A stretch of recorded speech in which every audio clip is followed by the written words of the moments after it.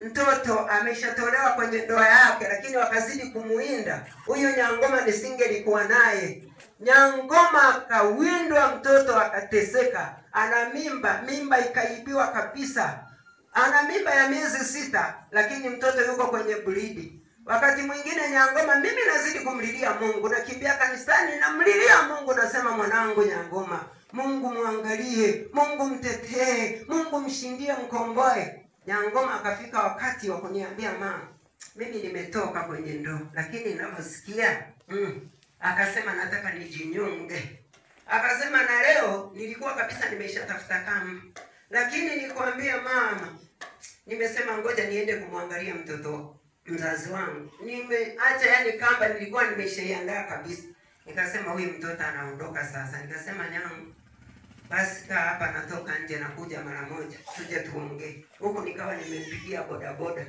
Bodaboda akaja, katuweka kwenye pikipiki, ndo tukaja mahali hapa.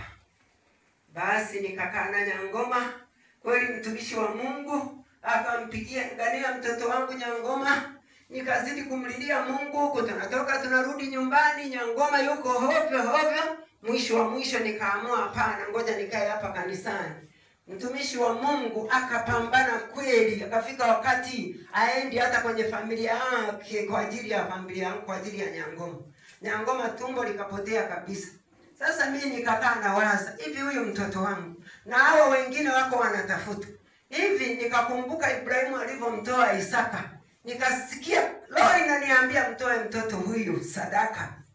Nikamtoa sadaka mtoto wangu Nyangoma. Nikasema, Nyangoma, mtumishi wa Mungu, naomba huyu Nyangoma nimtoe sadaka, atumike hapa madhabahuni, atumike hata huko ofisini. Mimi kupitia huyu mtoto najua familia yangu itakombolewa. Na kweli nilivyosema, roho wa Mungu alivyonishuhudia, nilivyomtoa huyu mtoto, familia yangu yote kupitia Nyangoma imekombolewa kweli.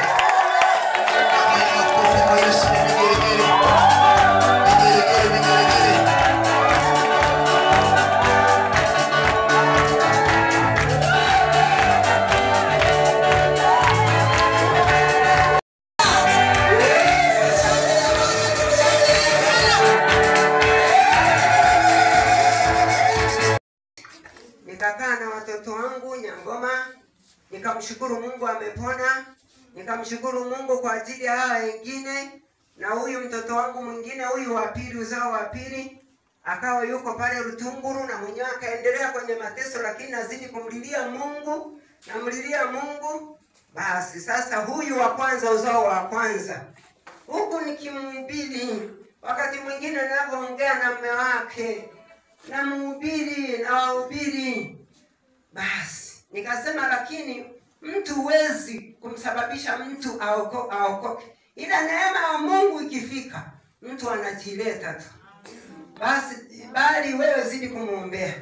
Basi wiki hizi za nyuma, kama wiki 3 zimepita, basi nikapata taarifa ya uzao wangu wa kwanza kwamba amekimbia madogo kwenye familia yake, ameenda na katoto kadogo na hawajui ameenda wapi. Basi na mimi nikajiuliza kwamba mtoto wangu kweli ni kipindi kimepita, yuko kwenye ndoa, amezaa watoto 6 kwenye ndoa, sasa hivi ndo ameenda wapi? Nikajua kwamba huu ni mfalme wa giza. Lakini kwa imani nikakaa na mtumainia Mungu, nikasema najua atarudi tu. Yaani mimi sikuteseka moyoni sana, ila nilijua Mungu ninayemuomba, Mungu ninayemtumikia, najua hata na mtoto wangu kama Nyangoma aliyekuwa kabisa nimeshaona kwamba na mwenyewe ameenda amemfuata baba yake, mwenyewe Mungu amemsimamisha, amepona. Nikajua na mtoto wangu huyu atarudi tu. Basi nikawa namtafuta kwenye simu, hapatikani. Wakati mwingine anapopatikana, simu inapoita ananikatia simu. Lakini nikawa ninashuhudia hawa ndugu zake wananiambia, mama, sisi tunapompigia anatupokea, lakini hataki kusema yuko wapi. Nikasema Mungu yupo tu. Basi siku moja nikaja nikamwambia, huyu akaniambia dada yake, mdogo wake akaniambia kuna nguo lakini amezileta nyumbani. Akasema sasa toa hizo nguo uzipeleke kanisani. Basi akawa ameleta nguo 2. Nguo moja mkwe wangu Baba Debora akaniambia, mama, moja kwa